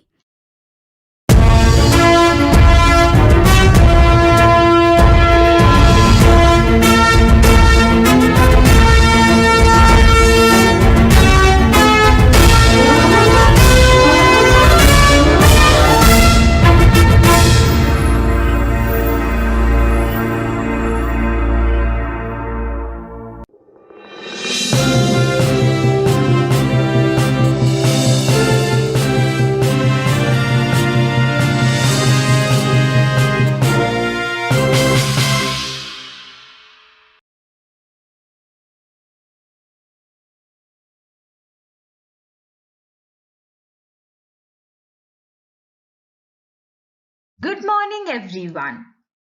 I teach General Foundation course, Unit Environment Education. Today's topics are measures to control pollution and typical environmental problems. Myself, Rajita, CJL in GFC, GVJC, Bazargat. Pollution is an undescribable change in physical, chemical or biological characteristic of air, water and soil that may harmfully affect the life. Measures to control pollution. Methods of controlling gaseous pollutants. Combustion. This technique is used when the pollutants are in the form of organic gases or vapors. Absorption. In this technique, the gaseous effluents are passed through scrubbers or absorbers. Adsorption. The gaseous effluents are passed through porous solid adsorbents kept in suitable containers. కాలుష్య నియంత్రణ పద్ధతులు. వాయు కాలుష్యాలను నియంత్రించే పద్ధతి. చెత్తను కాల్చివేయుట. చెత్తను కాల్చడం ద్వారా దానిని కర్బన రూపంలోకి మార్చవచ్చును. చెత్త కుళ్ళిపోవడం ద్వారా కలిగే వ్యాధులను నివారించడానికి వాటర్లెస్ను ఉపయోగించి దహనం ద్వారా పరిశుభ్రపరిచి కాలుష్యాన్ని కొంతవరకు తగ్గించవచ్చును. గ్రాహకత. కొన్ని రకాల కాలుష్య పదార్థాలను తనలో కలుపుకోవడం ద్వారా కాలుష్యాన్ని నివారించవచ్చు. రసాయనిక కాలుష్యాలకు ఈ పద్ధతి ఉపయోగిస్తారు. కొన్ని పదార్థాల ఉపరితలంపై పరిమాణువులు, అణువులు ఆయన్ల ఆకర్షణ బలాల వలన అతుకుపోతాయి. ఘనీభవనం. ఈ పద్ధతి ద్వారా ప్రమాదకర కర్బన, అకర్బన పదార్థాలను కంటైనర్లోకి పంపి కాలుష్యాన్ని తగ్గించవచ్చును. Methods to control particulate emissions. So, before getting to know about the methods to control particulate emissions, let us know what exactly the word particulate emission means. Particulate emissions are emissions characterized by presence of small particles of solid and liquid, at times even gaseous. Mechanical devices generally work on the basis of the following, that is, gravity and sudden change in direction of the gas flow, fabric filters, web scrubbers, electrostatic precipitators. General air pollution control devices or equipments for industries. Mechanical dust collections in the form of dust cyclones. Electrostatic precipitators, both dry and wet system. Proper ventilation system. Steps in general to be taken for reduction of air pollution. At home, avoid using chemical pesticide or fertilizers in your yard and garden. Compost yard waste instead of burning it. Outdoor burning is not advisable as it pollutes air. గాలి కాలుష్యాన్ని తగ్గించే సాధారణ పద్ధతులు. గృహాలలో, తోటలలోనూ ఉద్యానవనాలలోనూ రసాయనిక ఎరువులు, క్రిమిసంహారక మందులను తగ్గించాలి. చెత్తను బయట పడవేయకుండా కంపోస్ట్ ఎరువు తయారు చేయాలి. If you use a wood stove or fireplace to heat your home, it would be better to consider switching to another form of heat which does not generate smoke. Be energy efficient. Most traditional sources of energy burn fossil fuels, causing air pollution. Keep your home well maintained with weather stripping. Plant trees and encourage others to plant trees as well. Try to stop smoking at home, at office or at outside. కట్టెల పొయ్యికి బదులు బయోగ్యాస్ను ఉపయోగించాలి. మొక్కలను విరివిగా పెంచాలి. ఇవి CO2ను తగ్గిస్తాయి. ఇళ్లల్లో పొగ త్రాగరాదు. ఇది కుటుంబ సభ్యులందరికీ హాని కలిగిస్తుంది. పొగ త్రాగడం ఆరోగ్యానికి హానికరం. On the road, keep your vehicle well maintained. A poorly maintained engine both creates more air pollution and uses more fuel. Replace oil and air filters regularly and keep your tires properly inflated. Drive less. Walking, bicycling, riding the bus or working from home can save your money as well as reduce air pollution. Don't idle your vehicle. If you stop for more than 30 seconds, except in traffic, turn off your engine.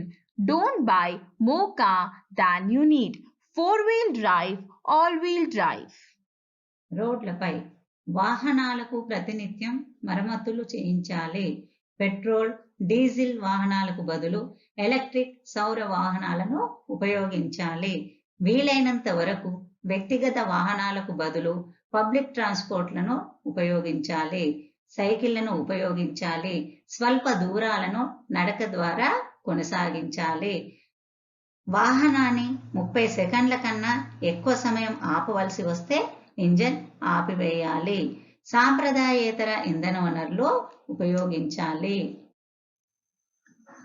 Water pollution prevention and control. Water is key resource for our quality of life. It also provides natural habitats and ecosystem for plant and animal species. Access to clean water for drinking and sanitary purpose is a precondition for human health and well-being. The contamination of groundwater, rivers, lakes, wetlands, estuaries, and oceans can threaten the health of humans and aquatic life. నీటి కాలుష్య నియంత్రణ చర్యలు. మన జీవన నాణ్యతకు నీరు కీలక వనరు.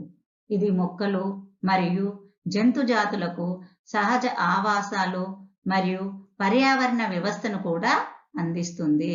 త్రాగడానికి మరియు ఆరోగ్య ప్రయోజనం కోసం పరిశుభ్రమైన నీటిని పొందడం మానవ ఆరోగ్యం మరియు శ్రేయస్సు కోసం ఒక ముందస్తు షరతు.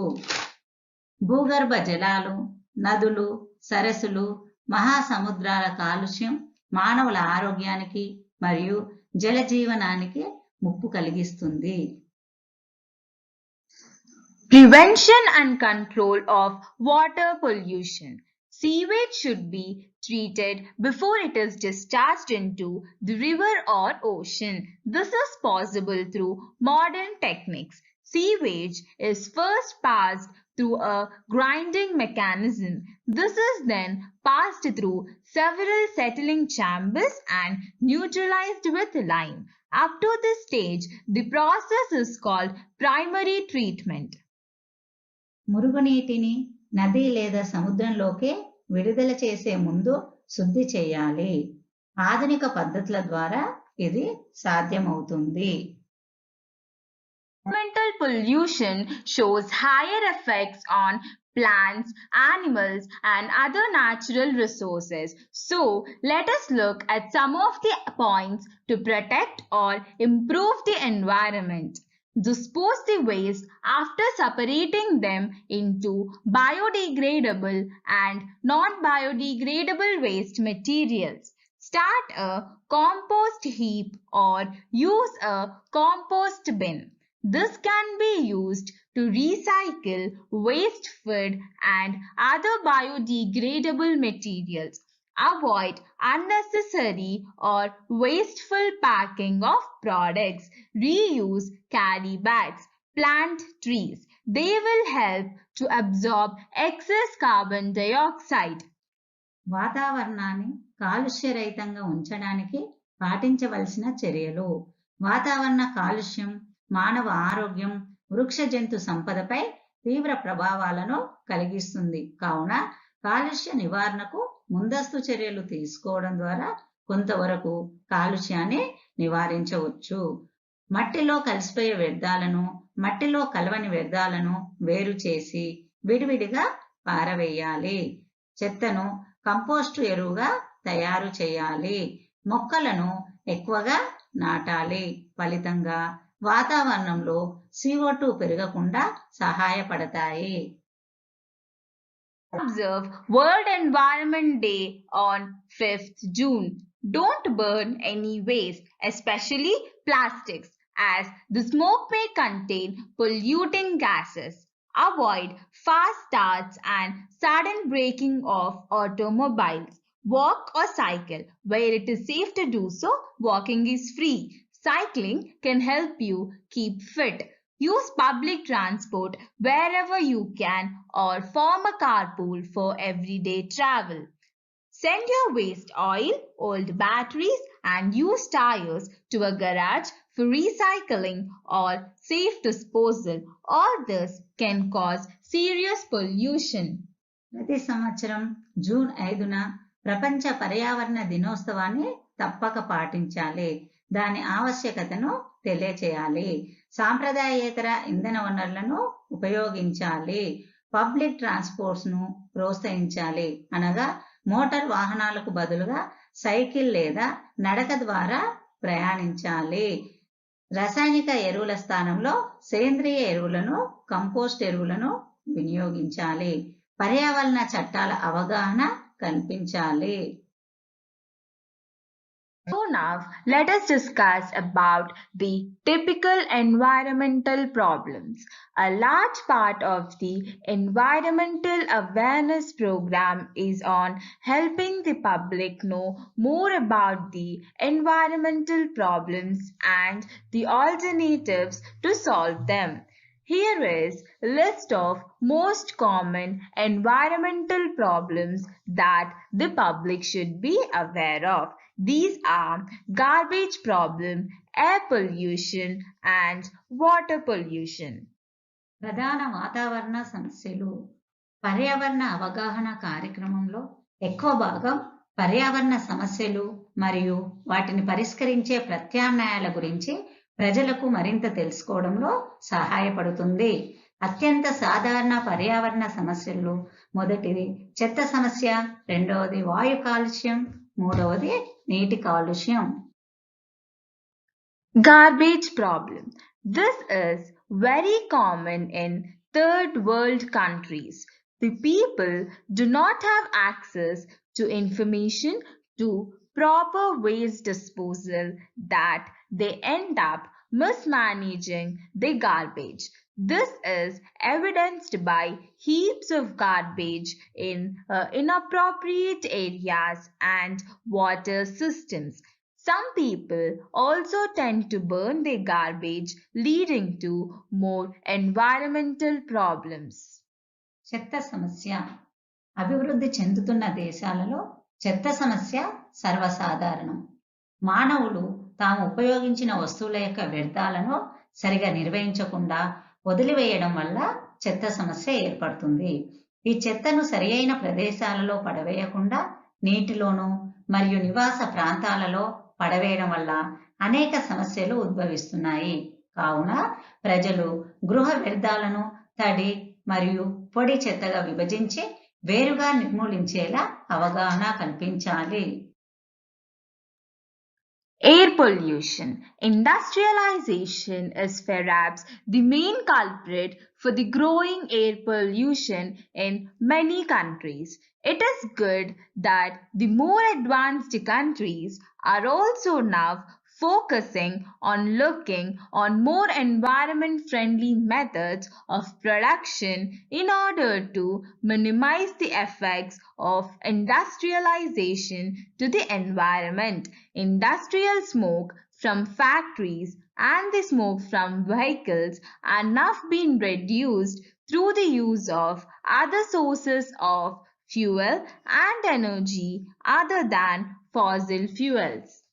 వాయు కాలుష్యం పారిశ్రామికీకరణ మరియు వాహనాల అధిక వినియోగం వాయు కాలుష్యానికి ప్రధాన కారణంగా చెప్పవచ్చు. పరిశ్రమల నుండి విడుదలయ్యే చెడు వాయువులను శుద్ధి చేయడం మరియు శిలాజ ఇంధనాలకు ప్రత్యామ్నాయంగా సాంప్రదాయేతర ఇంధన వనరులను ఉపయోగించడం వల్ల ఈ వాయు కాలుష్యాన్ని తగ్గించవచ్చు. Water pollution. The waters of the world are great source of food and materials for man.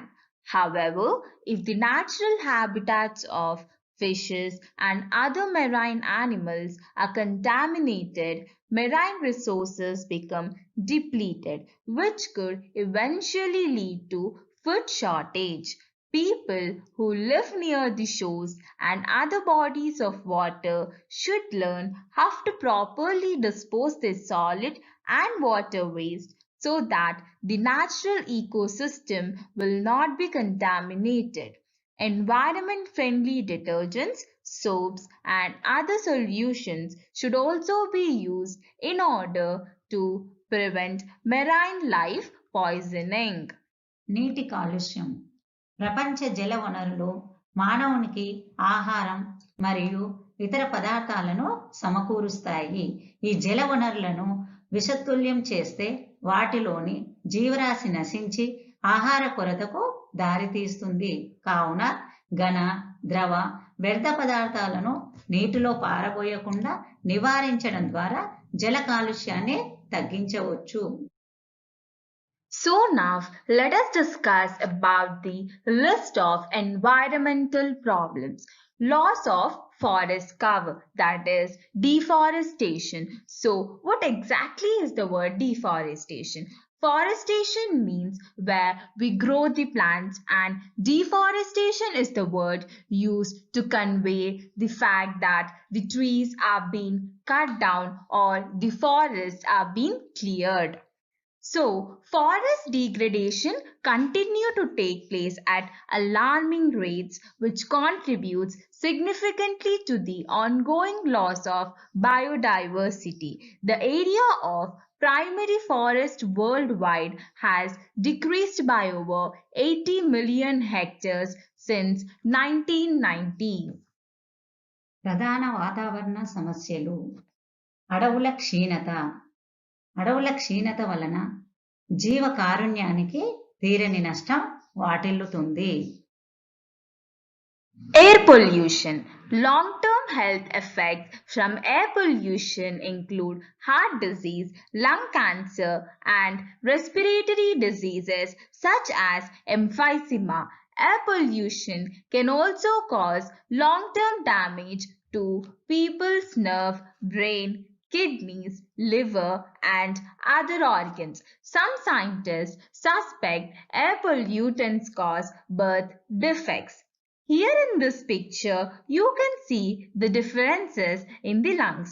First picture depicts the lungs, that is the normal lung, whereas the second picture depicts the infected lung due to the long-term exposure to the air pollution.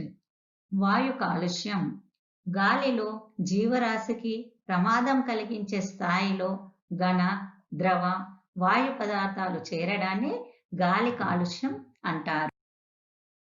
Water pollution. In humans, drinking or consuming polluted water in any way has many disastrous effects on our health. It causes typhoid, cholera, hepatitis, and various other diseases. Water pollution can cause an entire ecosystem to collapse if left unchecked. జల కాలుష్యం మంచినీరు లేదా సముద్రపు నీటిలో రసాయన భౌతిక జీవ సంబంధ పదార్థాలు నీటి నాణ్యతను తగ్గించడానికి మరియు జీవరాశికి ఉపయోగం లేకుండా చేయడాన్ని జల కాలుష్యం అంటారు. Overpopulation. Population is growing rapidly, far outpacing the ability of a planet to support it, given current practices. Overpopulation is associated with negative environmental and economic outcomes ranging from the impacts of overfarming, deforestation, and water pollution to eutrophication and global warming. అధిక జనాభా వలన వనరుల క్షీణత ఏర్పడి global warming ప్రమాదకరంగా మారుతుంది. Erosion of soil. Soil erosion is a naturally occurring process that affects all landforms. In agriculture, soil erosion refers to the wearing away of a field's topsoil by the natural physical forces of water and wind, or through forces associated with farming activities such as tillage. మృత్తిక క్రమక్షయం రకరకాల కాలుష్యాల వలన, ఉదాహరణకు క్రిమిసంహారక మందుల వలన మృత్తిక అనగా నేల క్రమక్షయం ఏర్పడుతుంది. Climate change. Pretty much any weather event is influenced by climate change. As scientists, we can estimate how much climate change has made a certain event more likely or more intense than it would have been without climate change. When the world warms, ice melts. వాతావరణ మార్పులు పరిశ్రమల నుండి వెలువడే ప్రమాదకర కాలుష్యం వలన అకాల వర్షాలు మరియు కరువు కాటకాలకు దారితీస్తుంది. Destruction of biodiversity. Biodiversity loss, on the other hand, is the death of those ecosystems.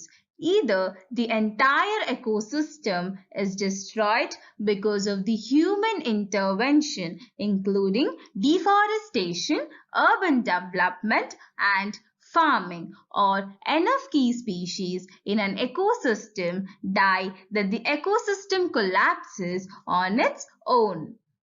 జీవ వైవిధ్య నాశనం అటవీ నిర్మూలన, పట్టణాభివృద్ధి మరియు వ్యవసాయంతో సహా మానవ జోక్యం కారణంగా మొత్తం పర్యావరణ వ్యవస్థ నాశనమవుతుంది. పర్యావరణ వ్యవస్థలో తగినంత కీలక జాతులు చనిపోతాయి. Diminishing natural resources. Resources are depleted when it is being used faster than it can replenish itself. The Industrial Revolution is when it all began. As our culture advanced and our species invented many things that will make our lives easier, our demand for raw material increased by leaps and bounds. We get these resources from the other. The problem is we are using too much and without care. సహజ వనరుల క్షీణత జనాభా పెరుగుదల వలన ముడి పదార్థాల కొరత మరియు సహజ వనరుల కొరత ఏర్పడుతుంది. ఉదాహరణకు అడవుల క్షీణత, ముడి చమురు కొరత. Occupational hazards. Occupational health and safety is a cross-disciplinary area concerned with protecting the safety, health, and welfare of people engaged in work or employment. The goal of all occupational health and safety programs is to foster a safe work environment. As a secondary effect, it may also protect co-workers, family members, employers, customers, suppliers, nearby community, So, for your better understanding, let us look at some of the occupational hazards. Those are dust, fumes, noise, ergonomic, biological, extreme temperatures or high temperatures, vibration, and chemicals. సంస్థలో పనిచేస్తున్నప్పుడు వస్తు ఉత్పత్తి ప్రక్రియ వలన కానీ యంత్రాల వలన కానీ వసతుల వలన కానీ కార్మికుల ఆరోగ్యంపై ప్రభావం చూపడం వృత్తిపరమైన ప్రమాదాలు అంటారు. So now let us look at the reasons for health and safety.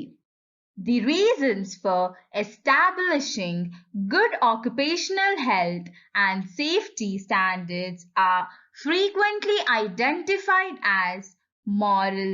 An employee should not have to risk injury or death at work, nor should others associated with the work environment. Economic. Poor occupational health and safety performance results in cost to the state. Example, cost of medical treatment or loss of employability of the worker. Legal.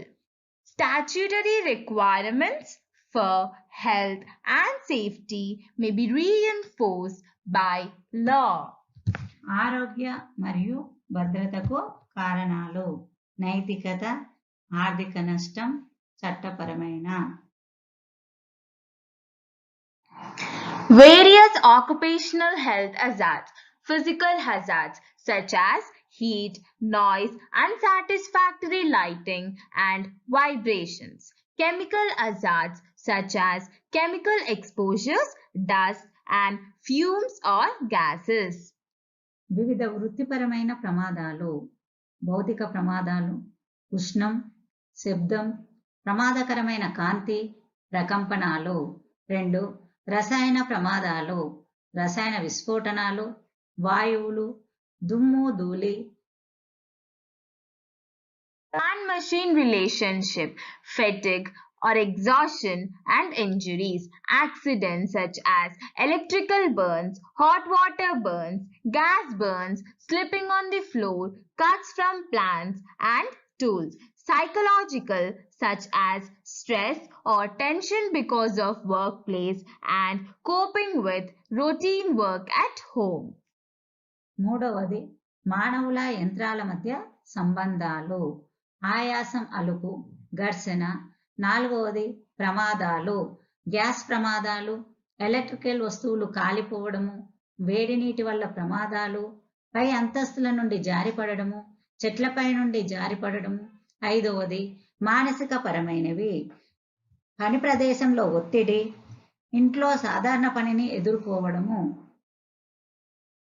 Here we have been discussing about the occupational hazards. So now let us discuss about the safety measures so as to avoid all the hazards. Safety measures, occupational safety and health administration.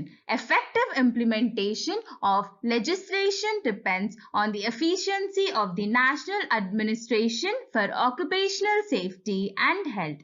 The administration must enforce all specified measures, particularly through its inspections. Review measures taken by enterprises such as those concerning the safety of machinery and effectiveness of protective equipment.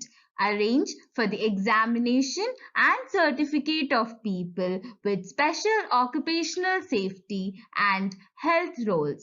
Assist in providing technical surveys for enterprises. Arrange appropriate training programs. Assist voluntary organizations in promotional activities. భద్రతా చర్యలు, వృత్తి భద్రత మరియు ఆరోగ్యం కోసం జాతీయ పరిపాలన యొక్క సామర్థ్యంపై ఆధారపడి ఉంటుంది మరియు సంస్థలకు సాంకేతిక సేవలను అందించడంలో సహాయపడడం, శిక్షణా కార్యక్రమాలను ఏర్పాటు చేయడం, ప్రచార కార్యకలాపాలలో స్వచ్ఛంద సంస్థలకు సహాయం చేయడం. Today's assignment: what is meant by occupational hazards? Explain the measures to control pollution. What steps are taken by us to keep clean environment? Write briefly about prevention and control of water pollution. Write briefly about typical environment problems. Explain briefly about various occupational hazards. వృత్తిపరమైన ప్రమాదాలు అనగానేమి, కాలుష్య నియంత్రణ పద్ధతులను గురించి వివరించండి, వాతావరణాన్ని కాలుష్య రహితంగా ఉంచడానికి పాటించవలసిన చర్యలు వ్రాయండి, జల కాలుష్యం అనగానేమి, జల కాలుష్యానికి గల కారణాలు మరియు నియంత్రణ చర్యలను వివరించండి, వాతావరణ సమస్యల గురించి క్లుప్తంగా వివరించండి, వృత్తిపరమైన ప్రమాదాలను గురించి క్లుప్తంగా వివరించండి. Thank you.